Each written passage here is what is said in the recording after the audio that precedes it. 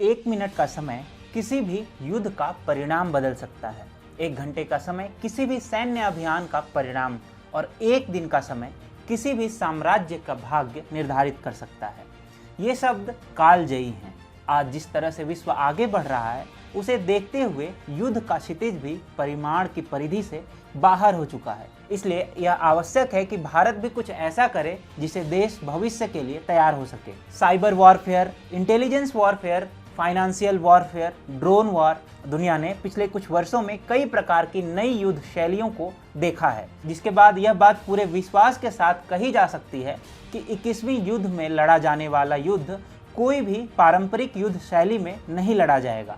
वर्तमान समय में युद्ध क्षेत्र केवल भूमि, आकाश अथवा जल तक सीमित नहीं रहा, बल्कि इंटरनेट से लेकर अंतरिक्ष तक सभी क्षेत्र भावी युद्ध भूमि हैं। ऐसे समय में भारतीय सेना अपने आप को 21वीं सदी की चुनौतियों के लिए तैयार कर रही है और इसके लिए तैयार किया जा रहा है एक इंटीग्रेटेड थिएटर कमांड। नमस्कार, TFI पर आपका स्वागत है। मैं अभिनव आज आपको बताने जा रहा हूं कि कैसे अब भारत भविष्य के युद्धों के लिए अपने आप को तैयार कर रहा है। साथ ही यह भी बताऊंगा कि इंटीग्रेटेड थिएटर कमांड के फायदे क्या क्या हैं। इंटीग्रेटेड या संयुक्त थिएटर कमांड 21वीं सदी में लड़े जाने वाले युद्ध की तस्वीर को पूरी तरह बदल सकता है।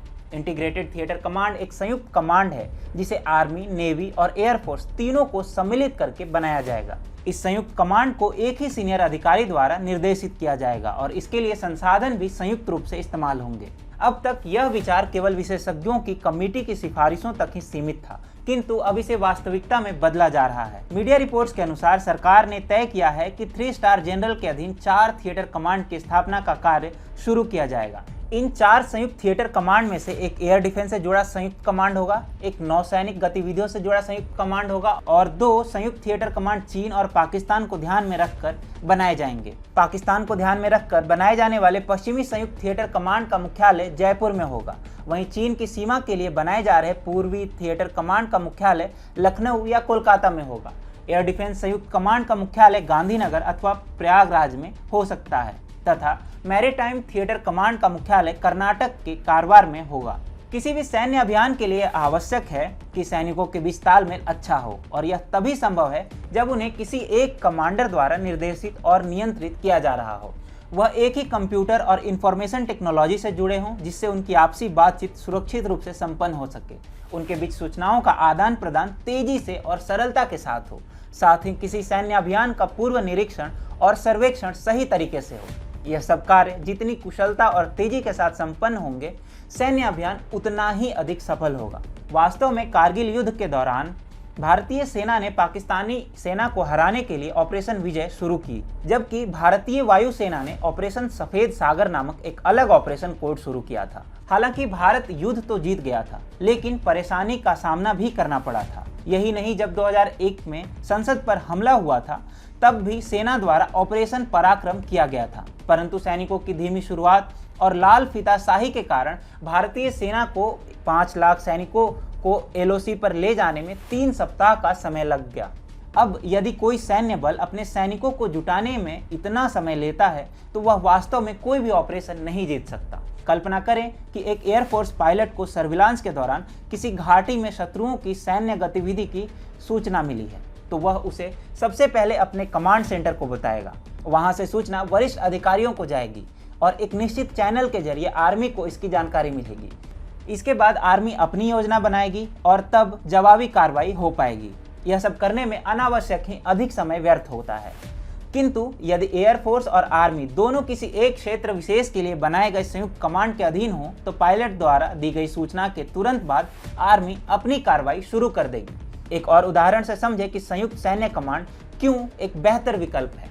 अगर कल को लद्दाख क्षेत्र में भारतीय कमांडर अपाची हेलीकॉप्टर तैनात करने का निर्णय करते हैं तो वहां मौजूद वायुसेना और थल सेना अपनी अपनी जरूरतों के अनुरूप हेलीकॉप्टर तैनात करेंगी।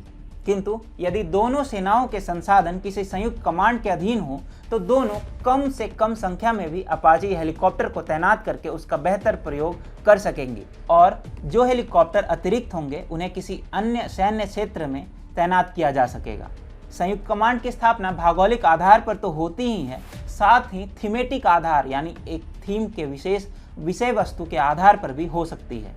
जैसे एक संयुक्त एयर डिफेंस कमांड अगर पंजाब बॉर्डर पर इंडियन आर्मी और एयरफोर्स दोनों को एयर डिफेंस सिस्टम तैनात करने की आवश्यकता महसूस होती है तो संयुक्त एयर डिफेंस कमांड का लाभ दोनों को एक साथ मिल सकता है। अब तक भारत के पास केवल 2 संयुक्त सैन्य कमांड थी, एक न्यूक्लियर हथियारों से संबंधित कमांड जो आर्मी, नेवी और एयरफोर्स तीनों के परमाणु हथियारों को नियंत्रित करती थी, और दूसरी संयुक्त सैन्य कमांड अंडमान निकोबार में है। संयुक्त सैन्य कमांड 2 मोर्चों की लड़ाई में भारत के लिए बहुत उपयोगी सिद्ध होगी। संयुक्त सैनिक कमांड युद्ध की स्थिति में तेजी से हमला करने में सक्षम होंगे। ऐसे में भारत पाकिस्तान के विरुद्ध अपनी कोल्ड स्टार्ट डॉक्ट्रिन का भी इस्तेमाल कर सकता है, जिसके अंतर्गत भारत की योजना यह है कि 72 से 90 घंटे के भीतर पाकिस्तानी सेना को गंभीर नुकसान पहुंचाया जाए। साथ ही 2 मोर्चों की लड़ाई की स्थिति में भारत को अपने सीमित संसाधन बहुत विवेकपूर्ण तरीके से प्रयोग करने होंगे। संयुक्त सैन्य कमांड इस कार्य में बहुत उपयोगी साबित हो सकता है। संयुक्त सैन्य कमांड का विचार सर्वप्रथम 1980 के दशक में के सुब्रमण्यम समिति द्वारा प्रस्तावित किया गया था, किंतु तात्कालिक सरकार की दुर्बल इच्छा शक्ति के कारण यह कार्य संभव नहीं हो सका। कारगिल युद्ध के बाद बनी कमेटी ने भी संयुक्त सैन्य कमांड का प्रस्ताव सरकार के सामने रखा था, जिसके बाद 2001 में पहला संयुक्त कमांड अंडमान निकोबार में स्थापित भी हुआ, किंतु अटल बिहारी वाजपेयी की सरकार 2004 के आम चुनाव में हार गई और उसके बाद यूपीए सरकार ने इस पर कोई ध्यान नहीं दिया। अब मोदी सरकार की दृढ़ इच्छा शक्ति के कारण यह विचार कमेटी की सिफारिशों को आगे बढ़कर वास्तविकता में बदलने वाला है।